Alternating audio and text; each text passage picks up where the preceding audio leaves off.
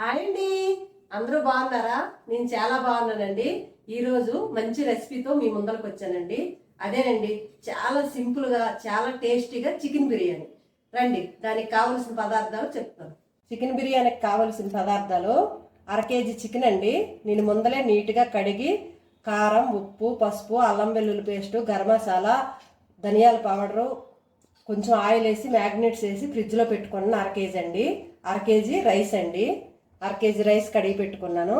తర్వాత టమాటా, కరివేపాకు, కొత్తిమీర, పుదీనా, ఆవాలు, జీలకర్ర, 4 మీడియం సైజు ఉల్లిపాయలు, ఒక 4 పచ్చిమిరపకాయలు, ఒక 10-15 జీడిపప్పులు. ఇవిగో స్పైసెస్ అంతా ఈ ప్లేట్లో పెట్టాను చూడండి.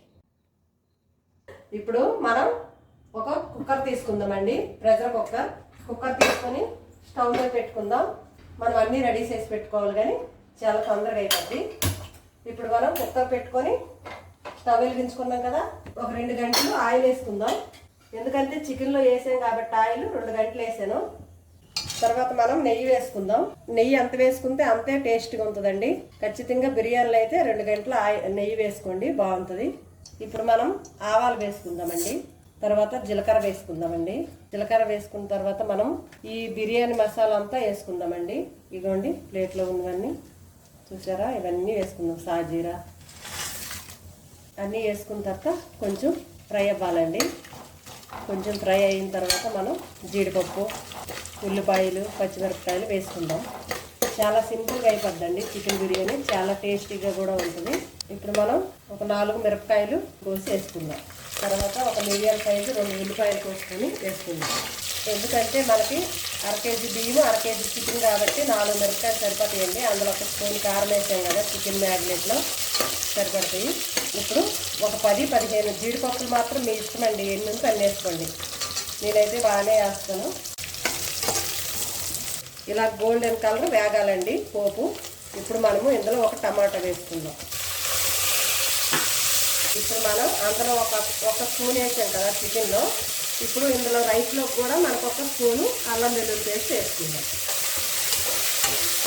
కరివేపాకు ఫస్ట్ వేయలేదండి, బాగా మగ్గిపోద్దని మధ్యలో వేసుకుంటే ఇంకా టేస్ట్ బాగుంటుంది. పుదీనా వేసుకుందాం. ఇప్పుడు మనం కొత్తిమీర కూడా వేసుకుందాం. ఇప్పుడు మనం మ్యాగ్నేట్ చేసుకున్నాం కదండి, ఆ చికెన్ అనమాట ఇందులో వేసుకోవాలి. చికెన్ మాత్రం బాగా కడిగి మ్యాగ్నేట్ చేసుకుని చక్కగా ఒక అరగంట సేపు ఫ్రిడ్జ్లో వదిలేయండి, బాగుంటుంది. కాస్త 1/2 కేజీకి ఎక్కువే ఉందండి చికెన్, అందుకే నేను 1/2 కేజీకి 1/2 కేజీ బియ్యంలా కొలత వేసాను. ఇప్పుడు మనం మంట సిమ్లో కొంచెం పెట్టుకుందాం, ఎందుకంటే అడుగు మాడిపోకుండా చక్కగా చికెన్ ఉడకాలన్నమాట. మనము తర్వాత రైస్ వేసుకున్న తర్వాత ఉప్పు చూసుకుందాం, ఎందుకంటే ఇందులో ఉప్పు వేసాం కదా. తర్వాత రైస్ వేసిన తర్వాత మనం ఉప్పు చూసుకుందాం. ఇప్పుడు మనం మూత పెట్టేసుకుందాం చికెన్ మీద. ఇప్పుడు మనం చికెన్ మీద మూత తీసుకొని చెక్ చేసుకుందాం. చూసారా, ఉడికింది కదా. ఎందుకంటే ఇందులో కొంచెం ఉడికిన తర్వాత రైస్తో పాటు మంచిగా ఉడికిపోతుంది. ఇప్పుడు మనం మామూలు రైస్ వేసుకున్నానండి, అలాగే బాస్మతి రైస్ కూడా వేసుకోవచ్చు, ఎవరిష్టం వాళ్ళది. నేనైతే ఇప్పుడు మామూలు రైసే వేసాను. 1/2 కేజీ చికెన్కి 1/2 కేజీ రైస్ వేసాను. ఇప్పుడు మనం అంతా ఒకసారి చక్కగా కలుపుకుందాం. చికెన్, బియ్యం అన్నీ కలిపి మనము ఇందులో పుదీనా, కొత్తిమీర అన్నీ వేసాం కదండి. ఇప్పుడు మనం చక్కగా కలుపుకొని సరిపడా ఎసరు పోసుకుందాం. ఎలాగో మనం చికెన్ మ్యాగ్నేట్ చేసుకున్నాం కదా, అదే గిన్నెలో ఆ గ్రేవీ ఉంటుంది కదా, వేస్ట్ కాకుండా ఎసరు ఇందులో కొలిసి పోసుకున్నాను. ఆ ఎసరు మనం ఇప్పుడు ఇందులో పోసాం. కలుపుకొని మనం రైస్ కుక్కర్ మూత పెట్టుకుందాం. మూత పెట్టేసి 3 విజిల్ రావాలండి, ఎక్కువ ఏమొద్దు.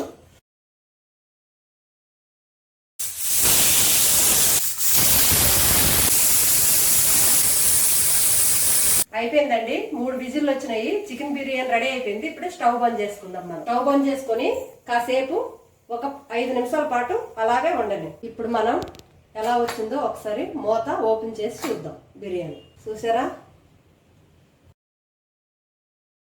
ఎంత బాగా వచ్చిందో, పొడి పొడిగా వస్తుందండి బిర్యానీ. ప్లేట్లో సర్వ్ చేసుకోవడమేనండి. 5 నిమిషాల్లో చికెన్ బిర్యానీ రెడీ అయిపోయింది. ఇదిగోండి చూడండి, పొడి పొడిగా వచ్చింది. చూసారా ఫ్రెండ్స్, చికెన్ బిర్యానీ వేడివేడిగా రెడీ అయిపోయింది. చాలా సింపుల్గా, చాలా ఈజీగా రెడీ అయిపోద్దండి. పాపం చికెన్ బిర్యానీ చేసుకోలేక బయటకు వెళ్ళి తింటారు కదండి, ఆరోగ్యాలు పాడైపోతాయండి. మన ప్రెషర్ కుక్కర్లో 5 నిమిషాల్లో చికెన్ బిర్యానీ చేసుకొని తినొచ్చు. చాలా టేస్టీగా, చాలా గుంపులాడిపోతుందండి. మీ ఇంట్లో కూడా ట్రై చేయండి. ఎలా వచ్చిందో కామెంట్ చేయండి. ఈ వీడియో కనుక మీకు నచ్చినట్టయితే లైక్ చేయండి, షేర్ చేయండి, సబ్స్క్రైబ్ చేయండి.